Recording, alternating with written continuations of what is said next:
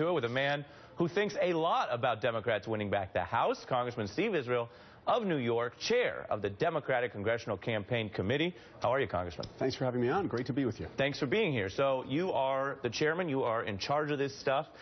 Give us your lay of the land first and any response to the idea that you have a few more seats to defend. Well, actually, my response is that it's the Republicans who are in trouble because of the departure of Republicans in competitive districts. When you really look at the math, there's the myth and there's the math. Here's the math. 11 Republican districts are now in play because of Republican incumbent departures. 3 Democratic districts are in play because of Democratic incumbent departures. I'd rather them have 11 and us have 3. I'll take that any day. So our battlefield is expanding. The Republican battlefield, they're on defense more. And why? Because if you are a moderate Republican in a moderate district, you can't take it anymore.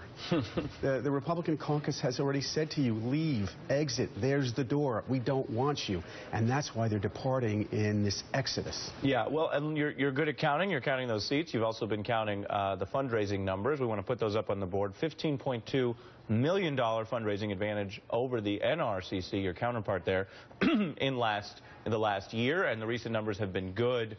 What do you attribute that to, on the one hand?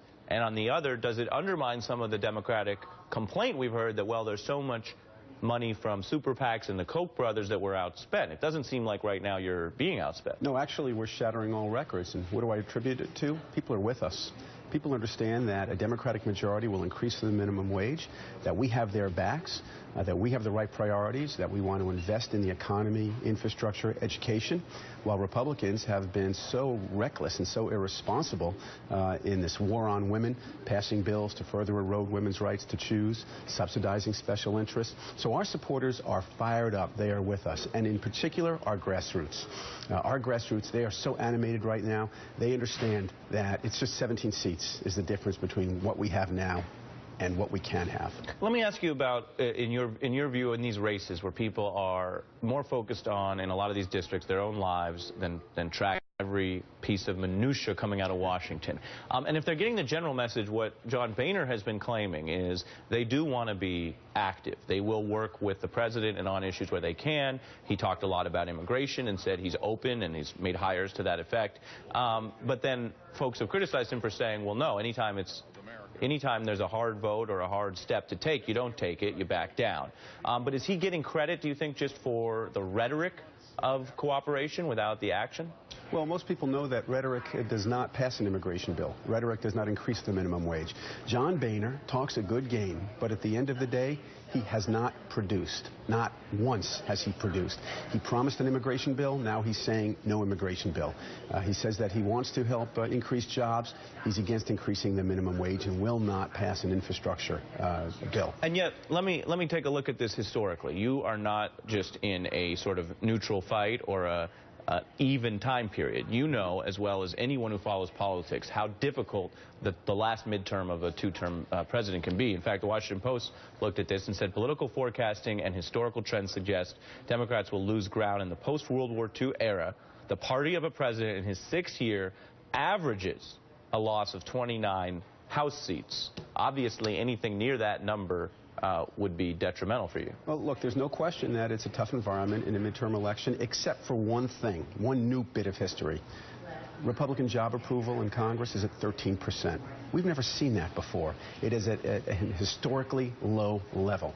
And so people understand that in 9 months they will have a choice between these Republicans who shut down the government and who continue to wage war on women and who will not increase the minimum wage, or Democrats who have their backs. Yeah, you mentioned the minimum wage. Obviously, the CBO report's gotten a lot of attention both for its analysis and its political implications. I want to you what Senator Cornyn said. He said the nonpartisan CBO confirmed yet again what we know to be true of government overreach in the marketplace. Raising the minimum wage would slash jobs, harm an already fragile workforce.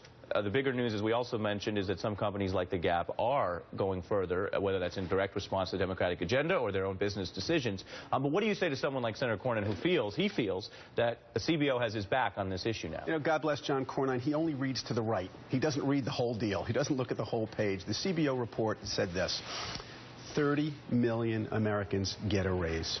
$33 billion pumped into the economy.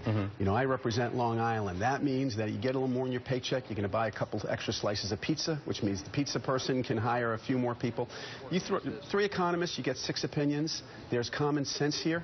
And the CBO report did talk about all of the significant benefits of increasing the minimum wage.